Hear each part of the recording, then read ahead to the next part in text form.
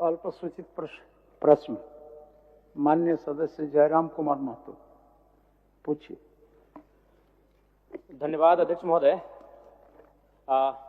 इस प्रश्न का उत्तर मुझे पूर्व में ही प्राप्त हो चुका है और चूंकि माननीय मंत्री महोदय नया प्रभार है, इसलिए मैं इनको इस कार्य के लिए विशेष दोष नहीं दूंगा, लेकिन ये काफी गंभीर प्रश्न है और उत्तर में इन्होंने स्पष्ट कह दिया है। चूंकि मैंने ये प्रश्न मांगा था कि झारखंड के लोग निजी उद्योगों में कितने बहाल हैं, तो इनका उत्तर था, विभाग का जो उत्तर हमें मिला है, जिसमें इन्होंने 2.5 लाख के आसपास बताया कि इनके पे रोल में नामित है, जिनमें मात्र 53,000 झारखंडी है।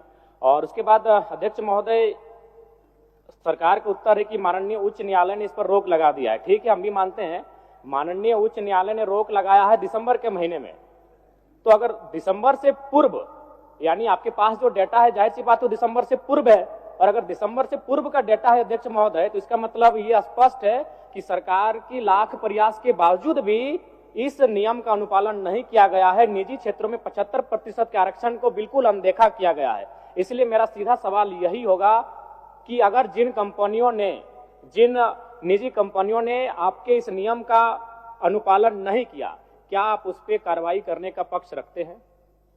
माननीय मंत्री जी। अध्यक्ष महोदय, चूंकि उच्च न्यायालय ने इस पे रोक लगा दिया गया है और जो माननीय विधायक जयराम महतो जी का सवाल है, सवाल वाकई में लाजमी है महोदय कि इन्होंने पूर्व की बात किया है, तो महोदय हम जांच करा लेते हैं। अगर इस तरह की कोई बात उसमें आती है महोदय, और माननीय विधायक जी को भी हम सूचना दे देंगे, तो अगर किसी प्रकार की कोई गड़बड़ी होगा महोदय तो उस पर हम कार्रवाई करेंगे महोदय। अध्यक्ष महोदय, मेरा दूसरा पूरक है जो कि महत्वपूर्ण है। माननीय उच्च न्यायालय में चल रहे इस मामले में सरकार की तैयारी क्या है? कहीं ऐसा ना हो 2002 में भी स्थानीय नीति हम लेकर आए थे, उच्च न्यायालय में रोक लगी और सरकार ने से उसके ऊपर के सदन में चुनौती नहीं दिया, जिसका परिणाम आज 25 साल के बाद भी झारखंड का आम जनमानस भुगत रहा है। तो मान के चलिए अगर नकारात्मक निर्णय आता है, उच्च न्यायालय की बात हो रही है इस नियोजन नीति में, अगर मान के चलिए हमारा नकारात्मक उत्तर आता है उच्च न्यायालय के द्वारा, तो उस समय सरकार की तैयारी क्या है और सरकार की कार्य योजना क्या है? सरकार किस प्रकार इस गंभीर विषय से निपटेगी? मैं ये सरकार के माननीय मंत्री से जानना चाहता हूँ। माननीय मंत्री जी। अध्यक्ष महोदय, जब तक न्यायालय से कोई आदेश नहीं आता है महोदय, तब तक हम उस पर कोई निर्णय नहीं ले सकते महोदय, और जब उच्च न्यायालय से आदेश आ जाएगा महोदय, उसको देख लेंगे, फिर राजहित में जो निर्णय होगा महोदय हम लोग करेंगे। अध्यक्ष महोदय, मेरा सीधा पूरक रहेगा माननीय मंत्री जी से, क्या आउटसोर्सिंग कंपनियां जैसे जो पारा मेडिकल स्टाफ की बहाली लेती हैं या फिर पारा टीचिंग स्टाफ की बहाली लेती हैं या फिर अन्य सेक्टरों में जो आउटसोर्सिंग एजेंसियां स्टाफ की बहाली लेती हैं, क्या आप उन्हें निजी कंपनी मानते हैं? ऑब्जेक्टिव टू ऑब्जेक्टिव उत्तर दीजिए। अध्यक्ष महोदय, हमने साफ शब्दों में कहा महोदय कि जब तक उच्च न्यायालय से कोई आदेश पारित नहीं हो जाता महोदय, हम कुछ भी बोलने से जो है इनकार रहते हैं महोदय, क्योंकि ये मामला अभी न्यायालय में चल रहा है। जो बातें जयराम महतो जी ने कह रहे हैं ये गंभीर सवाल है महोदय, लेकिन मामला तो उच्च न्यायालय में है। अब किस तरह का आदेश पारित होता है उसके बाद ही ना महोदय हम कोई बात बता सकते हैं। महोदय, इसमें उच्च न्यायालय का तो विषय नहीं होना चाहिए, हम बस इतना पूछे कि जो आउटसोर्सिंग एजेंसियां हैं, क्या वो निजी कंपनी के, आपका जो निजी कंपनी का प्रोटोकॉल है उसके दायरे में वो आउटसोर्सिंग एजेंसियां आती है कि नहीं है? इसमें बस मेरा यही सवाल है कि एजेंसियां जो बहाली ले रही हैं वो निजी कंपनी है या नहीं है? एक मिनट।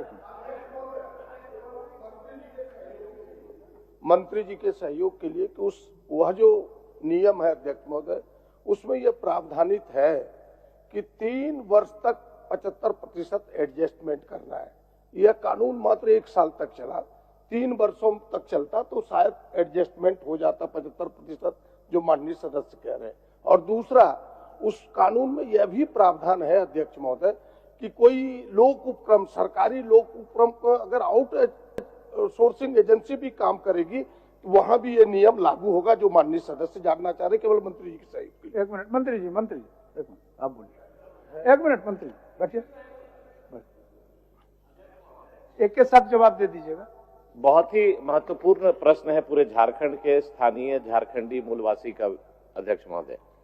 माननीय सदस्य जयराम भाई का यही है चिंता कि जो अभी एजेंसी मैन पावर जो रिक्रूट कर रही है सरकार के अधीन, क्या वो एजेंसी को आप निजी कंपनी मानते हैं, हाँ या ना?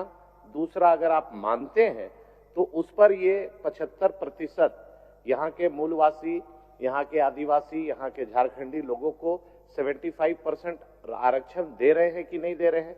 नहीं दे रहे हैं तो देंगे कि नहीं देंगे? और तीसरा, कि जो आपने ढोल बजाया कि 75% यहाँ के निजी क्षेत्रों में काम करने वाले को, झारखंडियों को नौकरी मिलेगा, हाईकोर्ट में आपने ऐसा पॉलिसी बनाया कि टर्न डाउन हो गया, तो आप ऐसा क्या पॉलिसी बनाएंगे जहां पर झारखंड के नौजवानों को रोजगार में प्राथमिकता 75% मिले? चलिए आप 1 मिनट।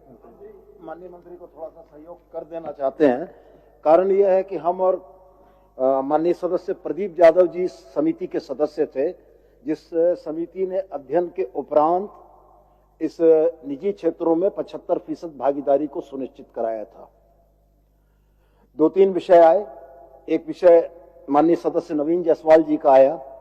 हरियाणा में इन्हीं की सरकार, मनोहर लाल खट्टर जी की सरकार थी, वहां भी ऑनरेबल हाई कोर्ट ने स्ट्रक डाउन किया इसी 75% आरक्षण के मुद्दे को।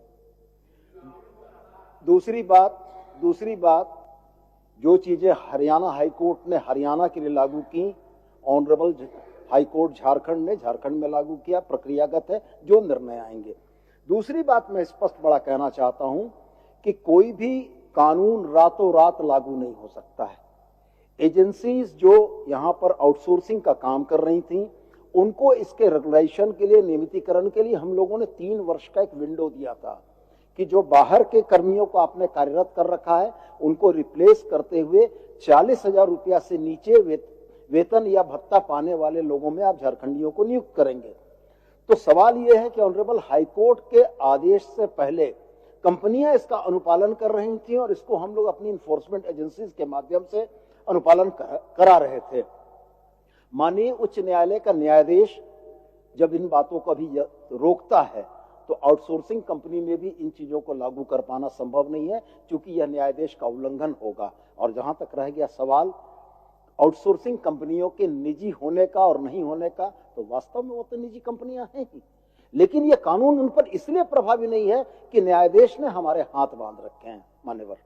माननीय मंत्री जी, माननीय सदस्य, प्रश्नकर्ता का एक ही सवाल है आपसे। प्रश्नकर्ता चाह रहे हैं जो निजी कंपनी अपना अहर्ता को, निजी कंपनी होने का जो अहर्ता है उसको रखता है या नहीं, यही ना जयराम जी? ठीक, बोलिए। अध्यक्ष महोदय, आउटसोर्सिंग एजेंसी निजी कंपनी मानती है महोदय, और जो बातें 75% का है महोदय, साफ शब्दों में माननीय सदस्य सोनू जी ने, प्रदीप जी ने, नवीन जी ने क्लियर कर दिया महोदय। और इस चीजों को जैसे भी हाईकोर्ट का आदेश आता महोदय, अब क्या आदेश आता है उसके बावजूद हम निर्णय लेंगे महोदय। ठीक ठीक। लास्ट हम आप उसके बाद बैठ ही जाएंगे, हम सवाल नहीं करेंगे। कुछ भी साफ साफ नहीं। अध्यक्ष महोदय, माननीय मंत्री, 2 मंत्री खड़े होकर हमें संतुष्ट नहीं कर पा रहे। हाईकोर्ट ने, ठीक है, दिसंबर महीने में रोक लगाया है, हम मान रहे हैं, दिसंबर महीने में हाईकोर्ट ने रोक लगाया है, लेकिन आप जो डेटा दे रहे हो 2022 से लेकर 2024 तक का दे रहे हैं, और उस डेटा के अनुसार आप मान रहे हैं, अध्यक्ष महोदय, उस डेटा के अनुसार ये मान रहे हैं कि 53,000 झारखंडी वर्कर हैं, 2 लाख गैर झारखंडी हैं। तो कैसे हम अपने आप को संतुष्ट कर पाएंगे? ना हम संतुष्ट हो पा रहे हैं, ना आज इस सत्र को घरों में बैठकर जो झारखंडी देख रहे हैं वो युवा संतुष्ट हो पाएंगे।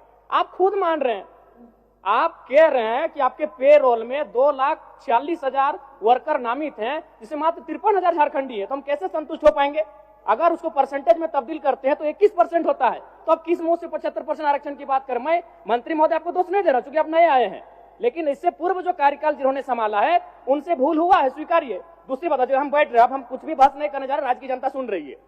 मंत्री महोदय, ये प्रश्न 2 बार आ चुका है। जब पहली बार ये प्रश्न आपके पास गया तो आपके विभाग का उत्तर आया था कि 7,473 नियोजक निबंधित है, और दूसरी बार 7,470, 3 नियोजक कम हो गए। अध्यक्ष महोदय, यानी मंत्री जी को भी गोल गोल घुमाया जा रहा है।